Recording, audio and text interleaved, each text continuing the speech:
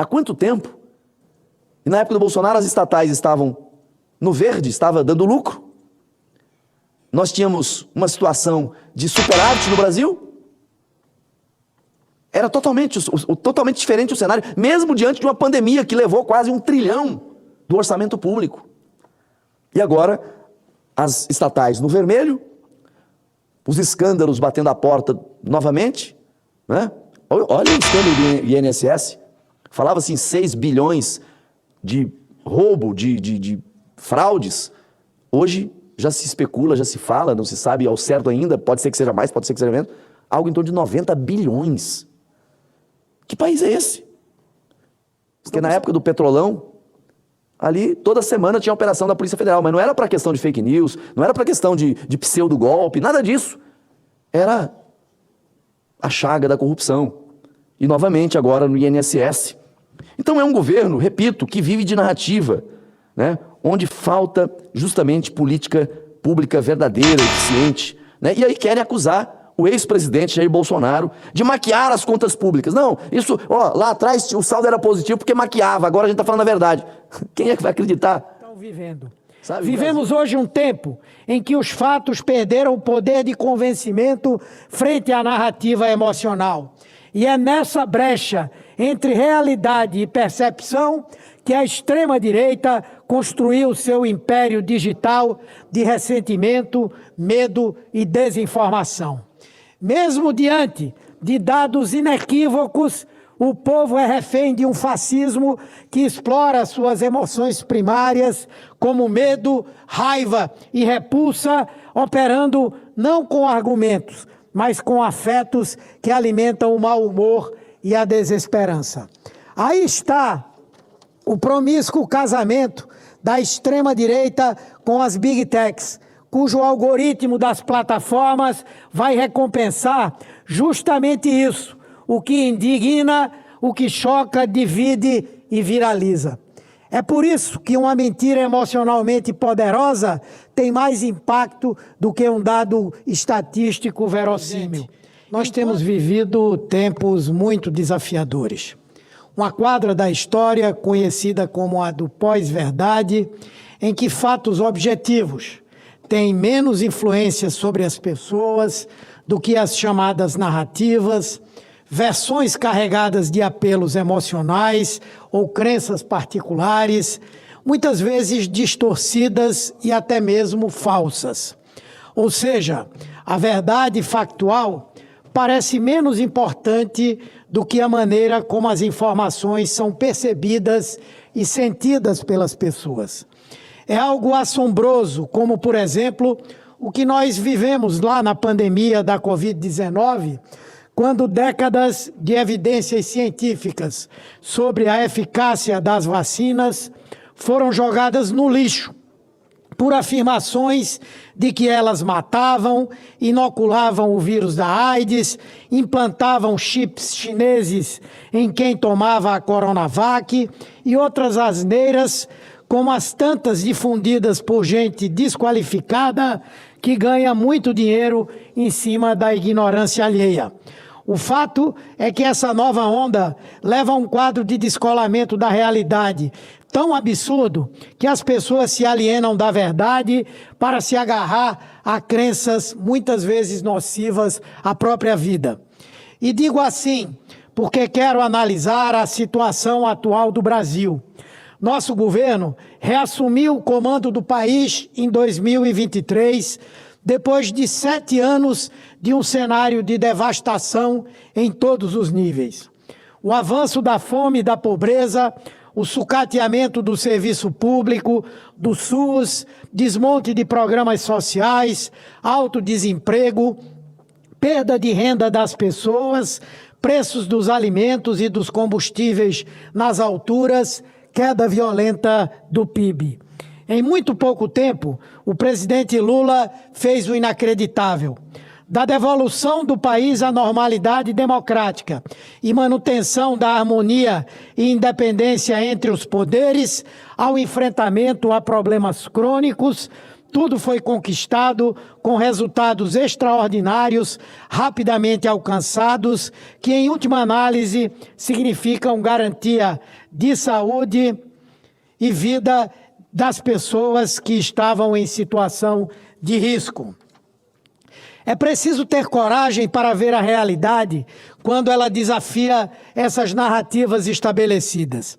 É preciso ter compromisso público para reconhecer que, apesar de um cenário internacional incerto, de taxas de juros historicamente elevadas, de pressões políticas e tentativas de sabotagem institucional, o país, sob a liderança do presidente Lula, está entregando resultados concretos para o povo. Assumimos sob a narrativa de que o PT, pelas duras críticas à extorsiva taxa de juros, era parceiro da inflação. Viria um descontrole, um colapso iminente, mesmo depois de uma acumulada de 26,9%, com pico de 10,06% em 2021. Pois bem, colocamos em 4,73% a média anual da inflação nos 2 primeiros anos, abaixo da média histórica das últimas 3 décadas, que é de 6,5%, e muito abaixo dos 4 anos do governo anterior, cuja média anual foi de 6,17%. Tivemos eventos climáticos extremos, como a destruição do Rio Grande do Sul, crises externas fortíssimas, problemas sérios ligados à safra. E toda a narrativa era de que o preço dos alimentos iria estourar, de que haveria desabastecimento em algumas áreas, de que os alimentos que têm peso significativo no orçamento dos mais pobres inviabilizaria a vida das pessoas. Os dados mostram exatamente o contrário.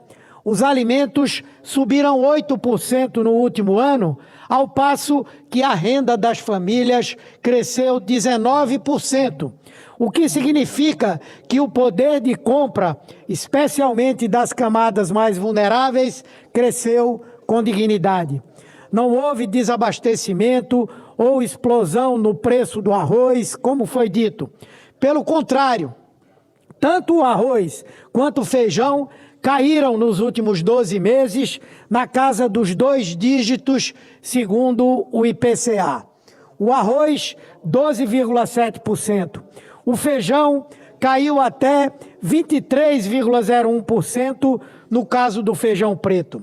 As safras de um e outro não só não serão reduzidas, como aumentarão este ano em 15,9% e 28,4%, respectivamente. Aí o problema seria o desemprego. Já era muito alto com Bolsonaro e, com certeza, dizia o mercado e a elite abastada, o país paralisaria com Lula e o PT. Em 2 anos, chegamos às mais baixas taxas de desemprego da história, com recorde não apenas em carteiras assinadas, mas no recuo de 38% na informalidade, o maior em 10 anos, além do maior nível de médias e pequenas empresas abertas de todos os tempos, com o apoio a mais de 660 mil pequenos negócios somente em 2024. Juntamente com uma série de políticas sérias que sustentam incríveis programas sociais, chegamos à menor desigualdade de renda da história do ano passado, salvando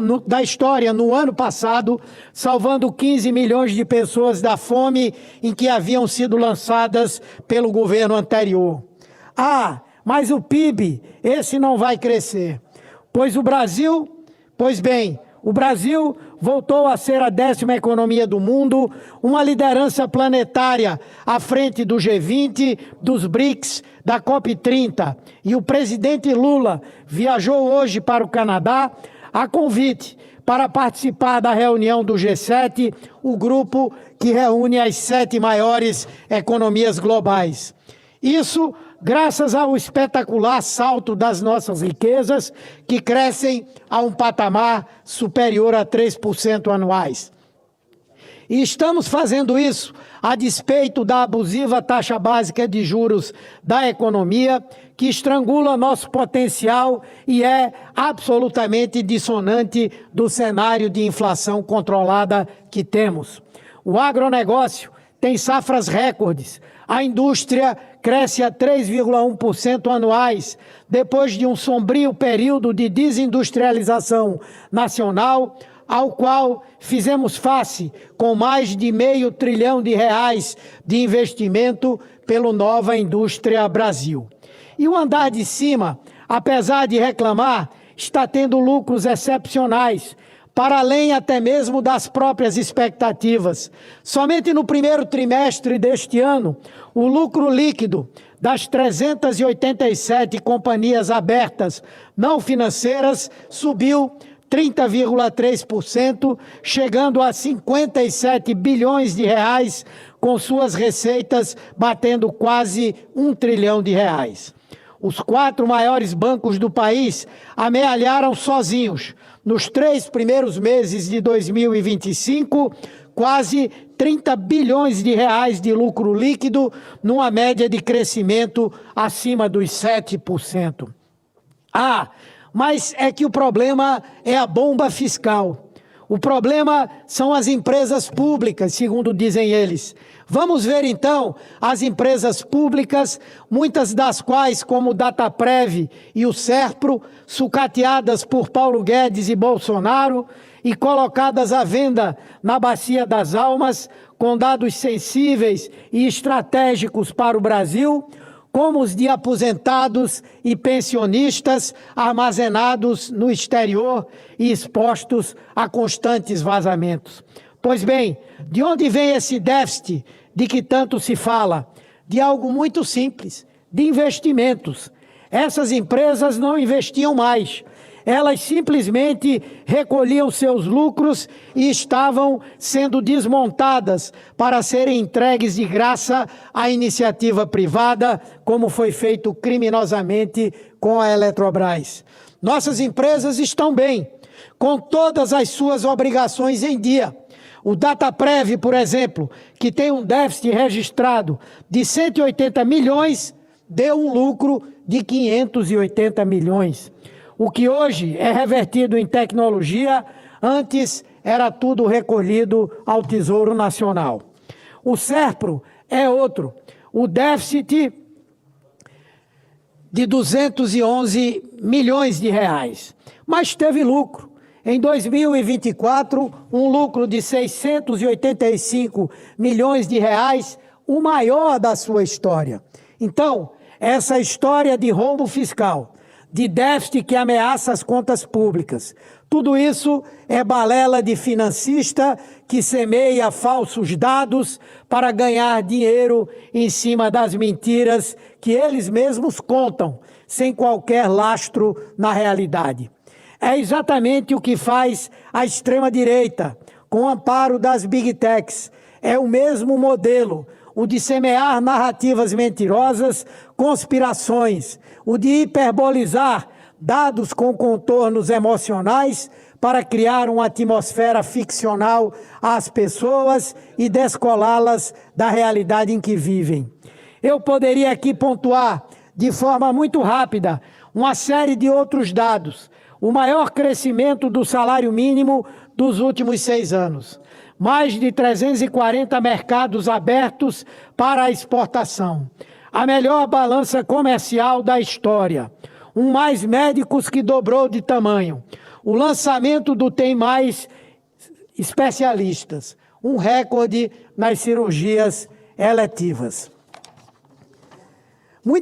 5 vezes mais ambulâncias do SAMU. A volta do Farmácia Popular e com remédios 100% gratuitos. 4 milhões de jovens recebendo pé de meia para seguirem estudando. 1 milhão de novos estudantes em ensino integral. 10 novos campi universitários e 102 novos institutos federais. mais de 20 mil obras do novo PAC, o maior já visto pelo país. E tudo isso, como disse, aliado a uma inflação abaixo da média nacional dos últimos 30 anos, ao crescimento histórico da renda dos mais pobres, acima da inflação dos alimentos, ao mais baixo nível de desemprego da história, à queda de 85% do número de pessoas em situação de fome, à safra de alimentos recordes e também ao lucro recorde de empresas e bancos. Então, onde está essa deterioração econômica e social de que muitos falam? Onde estão a paralisia, a piora da vida, do dia a dia das pessoas, tendo em conta que todos os indicadores socioeconômicos são sensivelmente melhores do que os anteriores? Certamente, estão em um campo em que as forças progressistas ainda não conseguiram dominar, porque nele não há paridade de armas. Nós, ao contrário da extrema-direita, não trabalhamos com discurso de ódio, com mentiras, com fake news e com desinformação, algo que prolifera nas mídias sociais e constrói o cenário de terror, de infelicidade e de tristeza em que as pessoas, não só no Brasil, mas em todo o mundo, estão vivendo. Enquanto tentamos informar, a extrema-direita encena. Enquanto apresentamos programas, o bolsonarismo oferece inimigos imaginários.